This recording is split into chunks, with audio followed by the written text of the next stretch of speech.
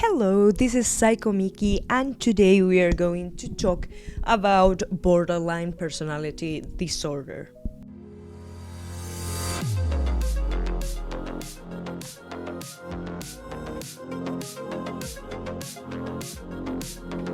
We have talked many times about this controversial psychiatric diagnosis, but I wanted to dedicate a full video to it, more or less summarizing everything that is known and also the criticism surrounding the current debates.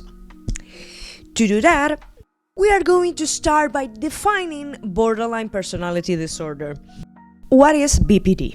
It's a psychiatric diagnosis characterized by patterns of emotional, behavioral, and interpersonal instability. But beyond the symptomatic characteristics about BPD, it's a diagnosis that it's often used as a kind of clinical catch-all when people don't quite know what something is. Well, the diagnosis of BPD is often used. Not only that, but it's often used much more often in women. And that is when a woman's diagnosed in general, it's not clear. So they are like, I see the case, this is BPD, of course. But when it's a man, let's investigate more. And why I'm saying this? Well, in general, the statistics said that the diagnosis of BPD is 75% in women. So why is this?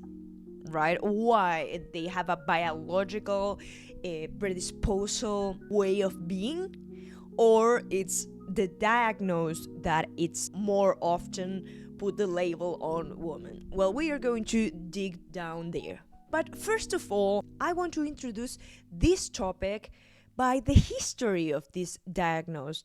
In order to do that, we have to go back in almost the start of not psychology, but classical psychiatry. After that, we are going to talk about the feminization of BPD, and also we are going to look about the link between early trauma and BPD. And after all that, in the conclusions, we are going to talk about the criticism of the label, but that is for the future. The borderline concept dates back to the 19th century. Everything that constitutes development in this era, and it was around some specific diagnosis. Why I'm explaining this? Because it's borderline in between what? Well, already in 1884, the British psychiatrist Hooks described this borderline field in psychopathology. And again, why borderline? What is that?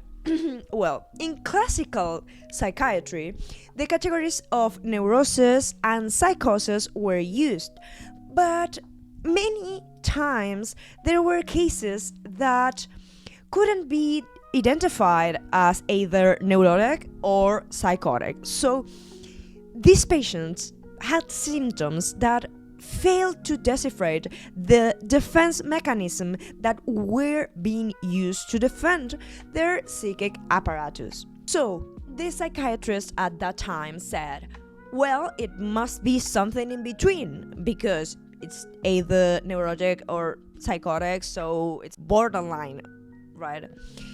And that's when the concept of border appeared. Now you might ask, what is neurosis and what is psychosis? Well, basically, we are not going to be so specific in this because it's for a whole another video. But in the neurosis, the connection with objective reality could and would remain intact. That's it, the interpersonal reality that we share. For example, here, this is a latte, right? But it's a coffee. This coffee exists. You and me are watching this coffee, and we agree on that.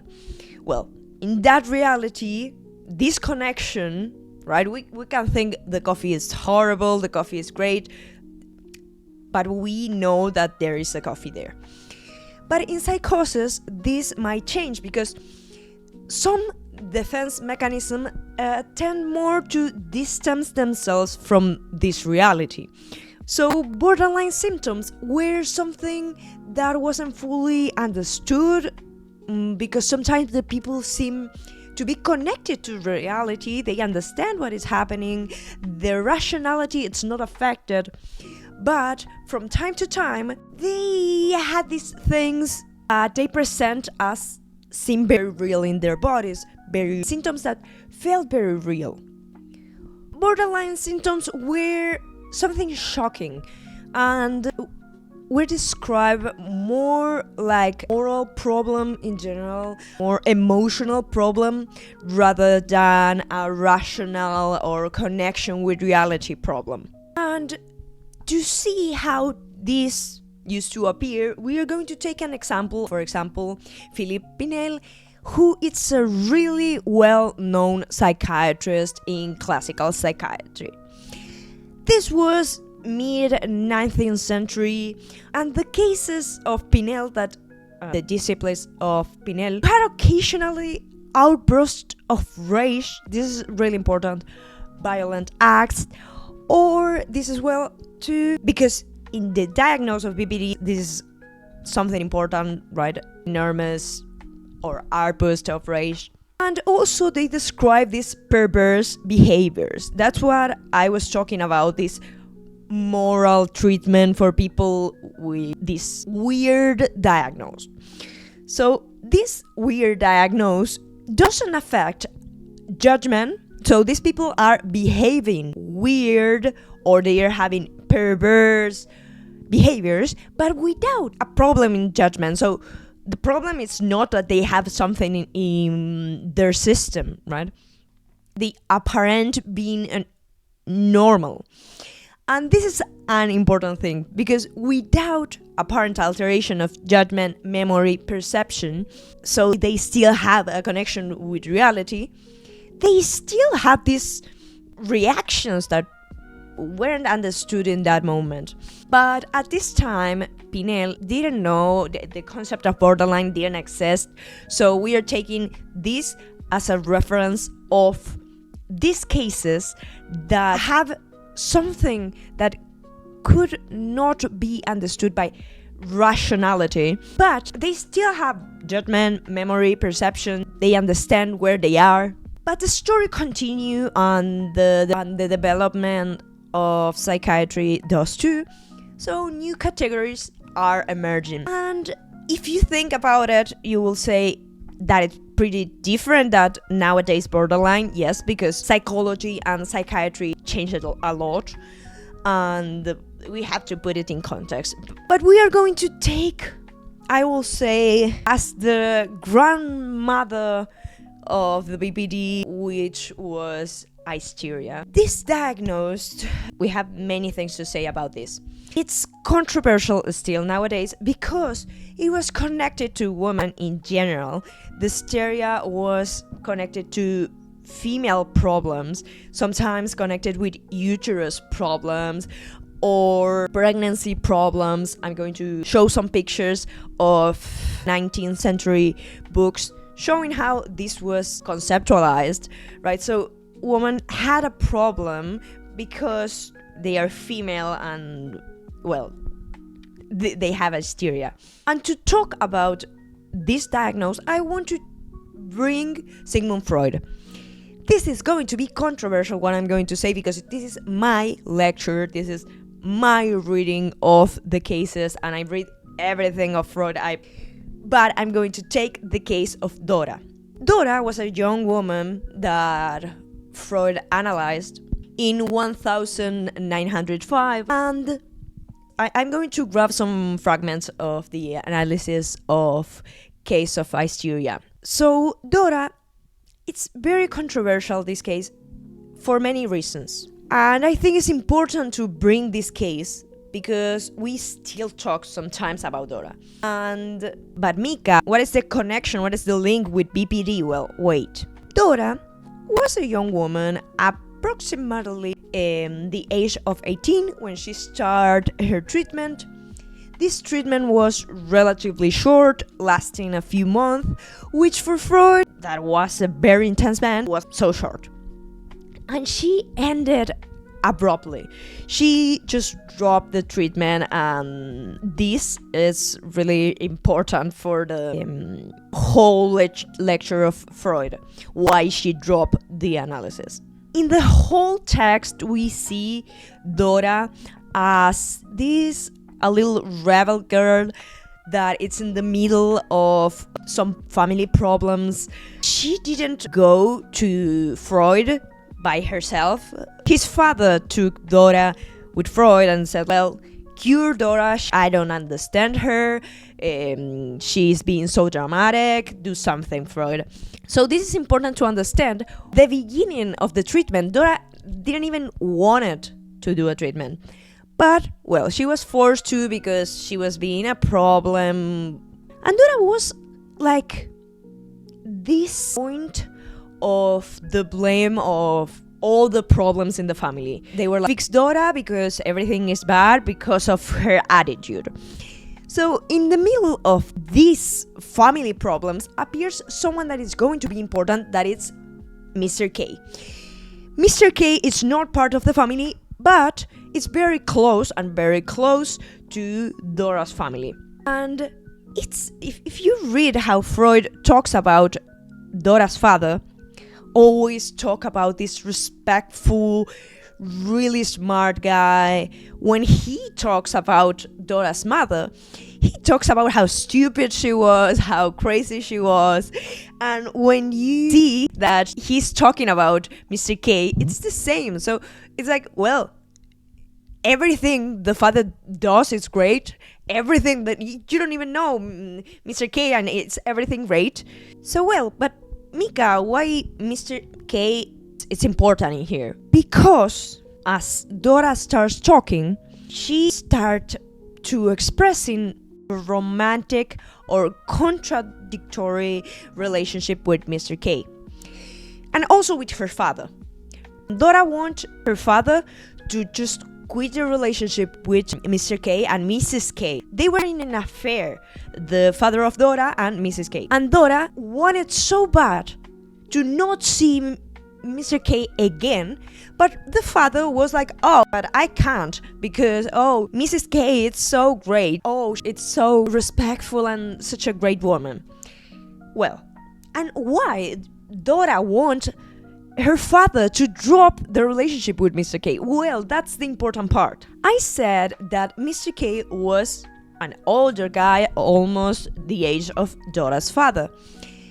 And Dora, I said that she started going with Freud at 18. And also, I said that they have a kind of romantic relationship. Mika, how romantic if she was like a child when she met Mr. K? Well, that's the problem. The whole story, because we don't know what Dora said, we just know what Freud said that Dora said. So we have to interpret what Dora had been talking about. So she mentioned that Mr. K was making advances towards her, and there was this whole scene with Mr. K wanted to kiss her. He kissed her. She said that they were alone by mistake. They were, well, it's a long story, but long story short, he kissed her. And she was just 14 when this happened. And the story of the kiss is the second scene. But the first scene that Dora speaks about, it's the scene in the lake, because Dora said that Mr. K said that he was going to just divorce with Mrs. K and just marry Dora. And then when Dora speaks about this with her father, he didn't believe her, and nobody believed her. They were like, oh, how missed this good guy asking you? By the way, the father didn't like Mr. K, so he said he didn't like it. But anyway, they were like, no, that didn't happen at all. No, Dora, you are crazy. How he's going to get a divorce no, that doesn't make any sense. No. Because was this whole affair thing in the middle. And we don't know if this is true or not, but Dora was telling after this scene that Mr. K kissed her when she was 14, and it doesn't matter. Freud interprets that this is because Dora wanted, and when he kissed her, she felt disgust. And this is why she is an hysteric. Because you must enjoy a kiss, because it's something great, right? Sexuality is something great. Maybe if you consent and you want it, not if you don't want it. So this is why this case is so important, because of the invalidation Dora is having all the time. She's saying, Mr. K said this. No. I'm feeling this way. No.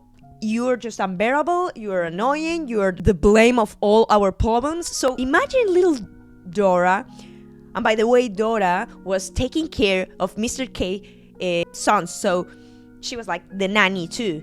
So you have Dora working for you, but really, right? She's depending on you in a way, because she used to spend many time in Mr. K house, and then she, of course, is mad at her dad because her dad don't believe her, or maybe yes, because if you read about it, the father doesn't like Mr. K, but he doesn't want to cut the relationship because he wants to keep his affair with Mrs. K.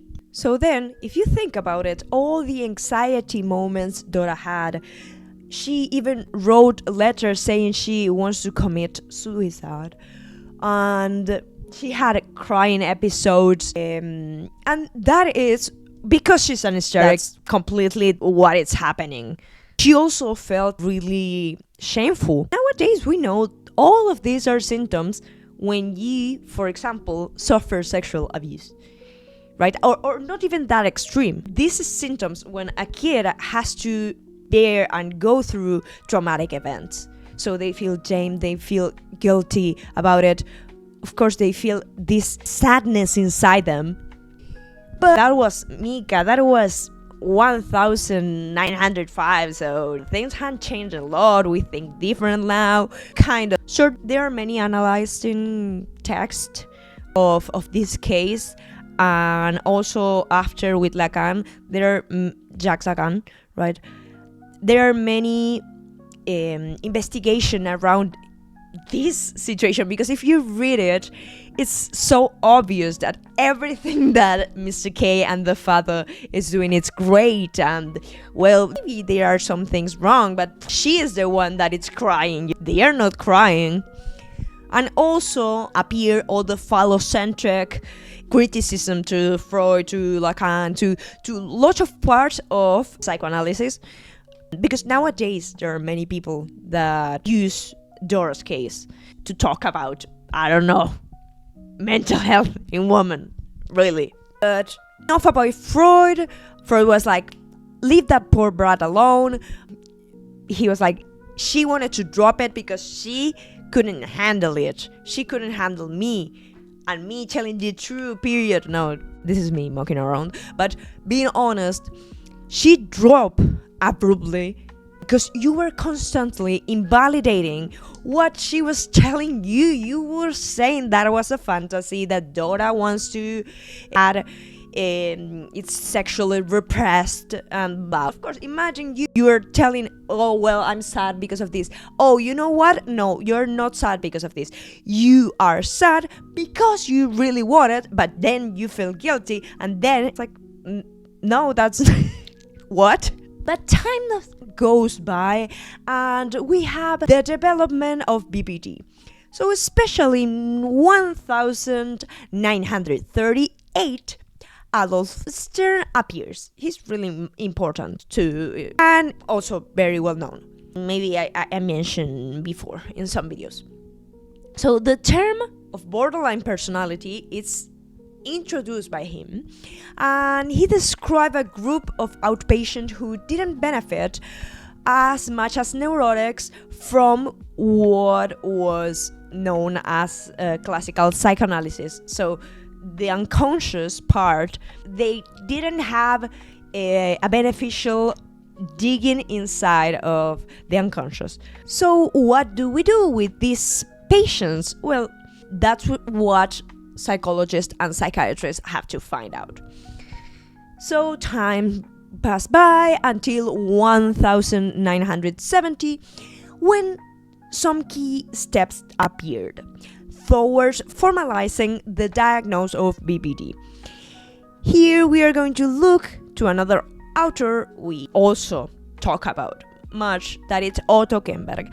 Otto Kemberg is also a psychoanalyst, but he focused on object relations, which means he's focused more in the interpersonal parts of the psyche. So why is he important? Well, because he defined the structure of borderline personality, but as something different. It's not something in between, it's not something like border, no, it's a whole new category. And the problem, or why they are like that, might not be because they have a problem per se. It's because they have developed a personality with lots of, let's say, problems in the development, and with problems, interpersonal problems. When Winnicott talks about the mother that it's good enough to develop our personality, well, it's not about the mother, it's about another person that helps us to understand our feelings. Well, the persons with BPD, they don't have it, or they didn't have that. So they quite don't understand their own feelings. They were invalidated for long, so they have archaic defense mechanisms such as dissociation or fleeting. They can have these micro psychosis episodes where they are under much stress.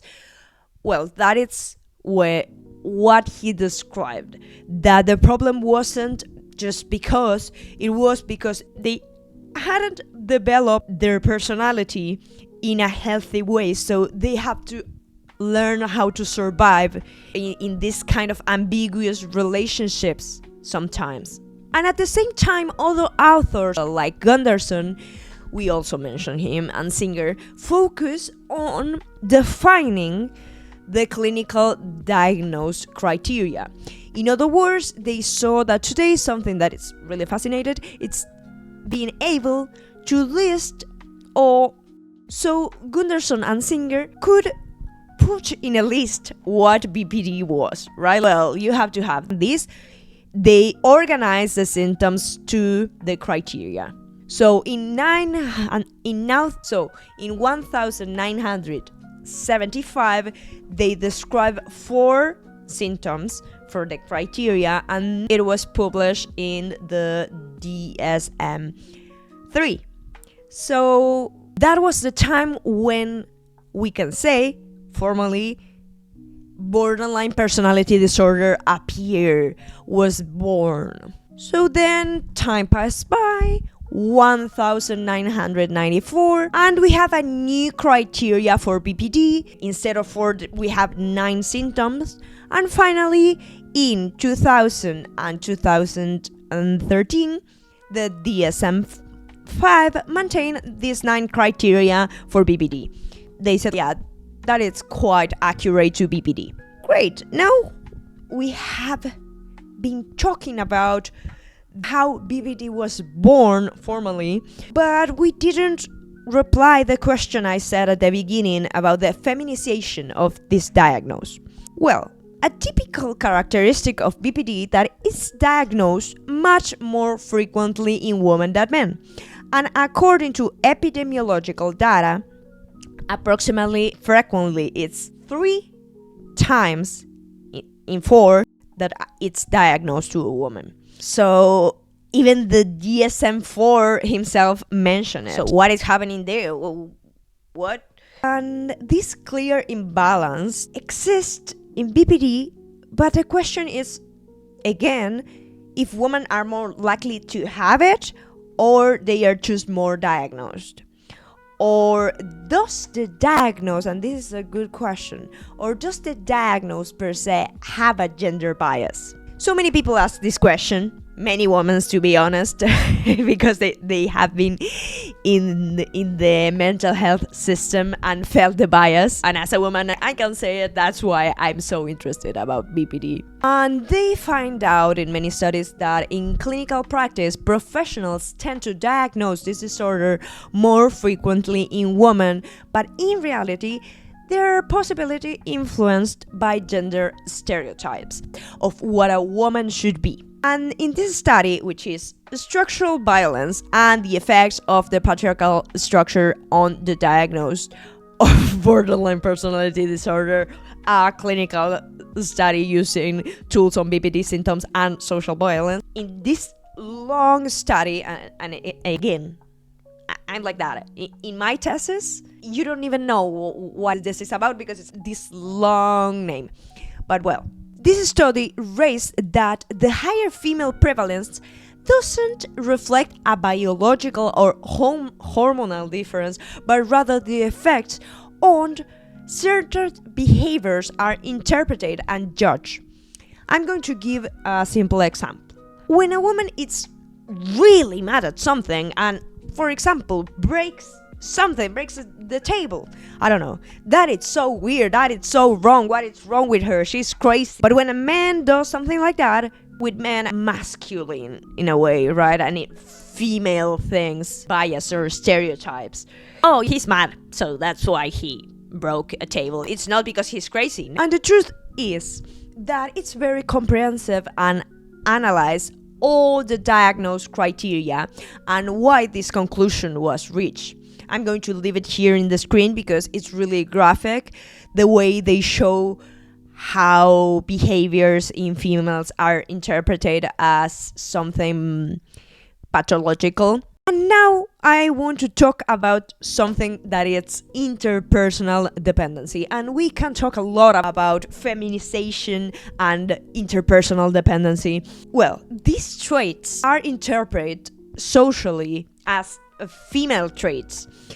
And much research argues that diagnosis of BPD is just pathologizing certain behaviors or certain expressiveness that it's interpreted as feminine, such as excessive emotionality or relational volatility. Oh, and I forget something. Before BPD, it was really connected, and you can see this movie. Give me a second. Right there, you're interrupted.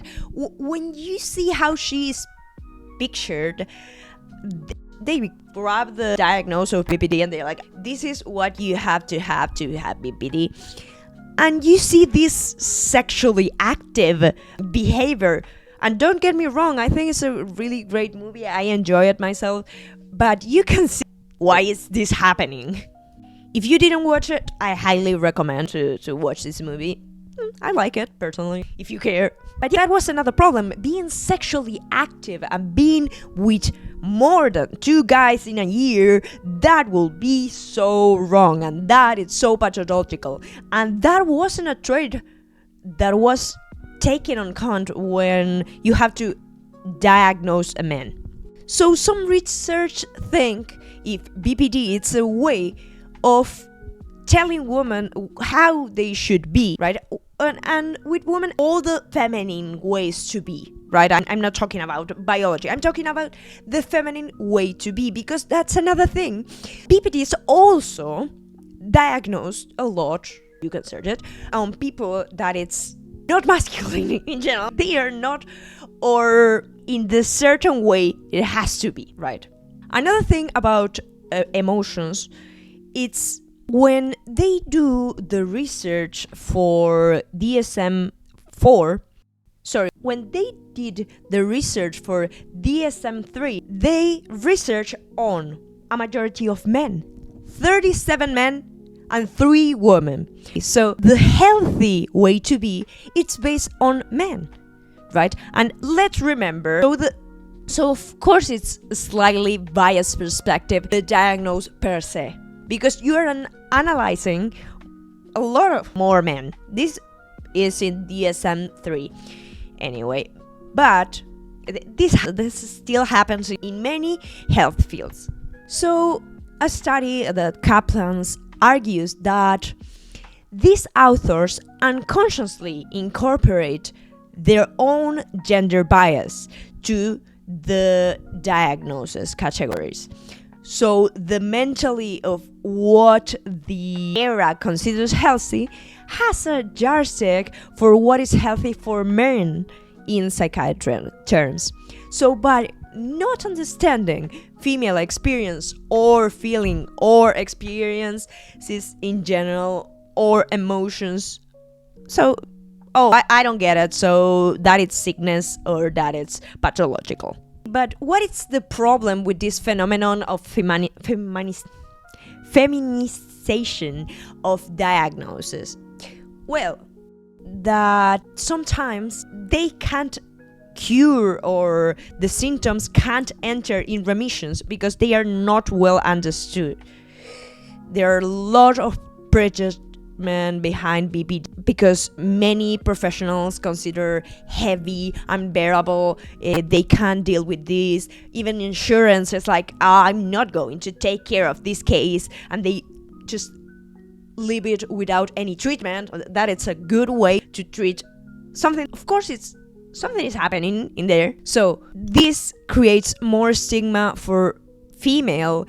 They feel more invalidated for their experience because they have the label of BPD instead of, hey, maybe I'm just feeling sad because something happened, because the emotions are trying to tell something about us. But it's just women are more diagnosed because gender bias, or it's also another thing, right? There are hypotheses that talks about trauma and traumatic experience in childhood or teenagehood.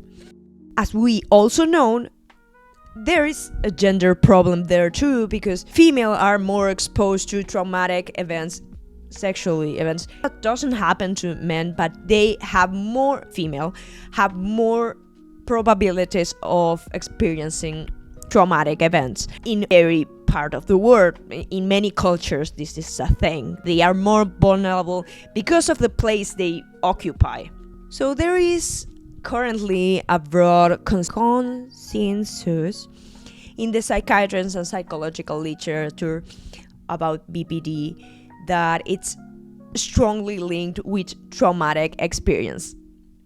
This traumatic experience can be emotional abuse, and this is important, right? Physical, sexual abandonment, or neglect in the early years of life. Because sometimes it's like, oh, well, nothing happened to me violent or super explicit, but being abandoned or having neglect way of being cared as a child or as a teenager, there are empirical basis that support this connection that could be traumatic for the personality. There are many papers on this subject, a lot of research and meta-analysis looking for the link between trauma and BPD symptomatology. For example, there is an international meta-analysis by Porter et al. From 2019, which found that people with BPD are 30 times more likely to report childhood trauma compared to the other people without a mental disorder, and 13 times more. And not only that, but around 71 of patients diagnosed with BPD report having suffered at least one traumatic experience during their childhood. So 71. It's a big deal. This association doesn't happen just in all the psychological or psychiatric disorder.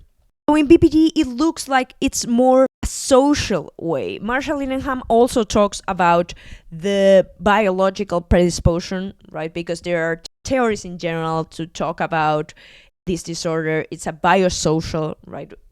Our body can be sensitive to stress, and that will feel, because not everyone feels the same, and some experience can be traumatic for some and might not be traumatic for other people.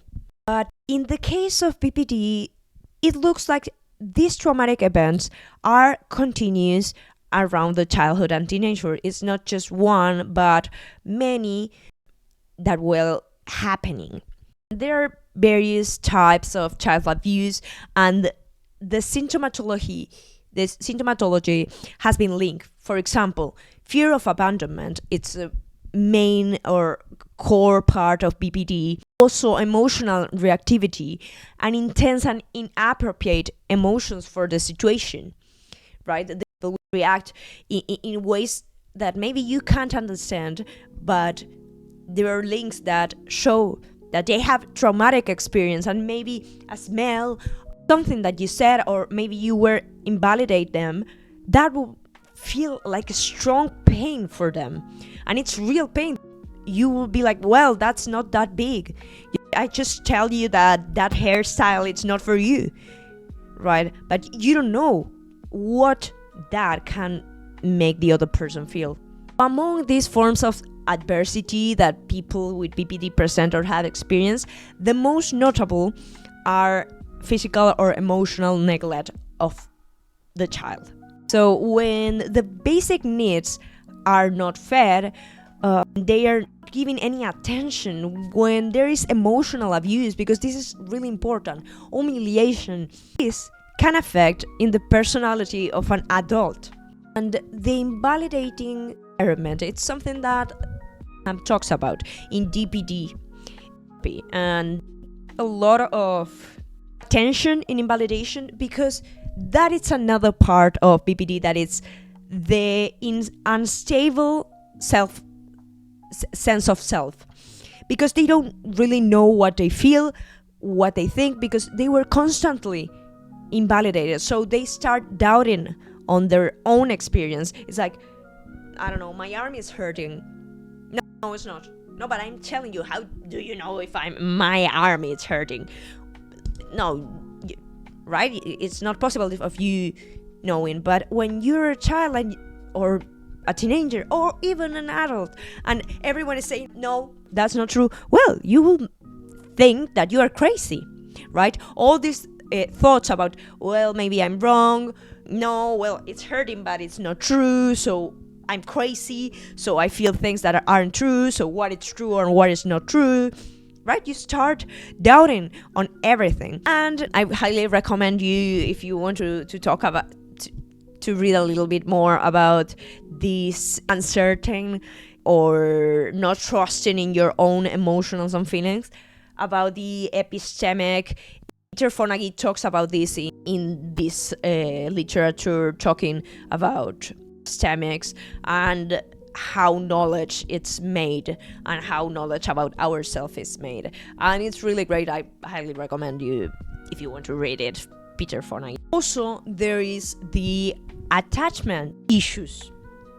Insecure attachments or disorganized attachments due precisely to experience of abuse or abandonment by caregivers. An early attachment marked by inconsistency.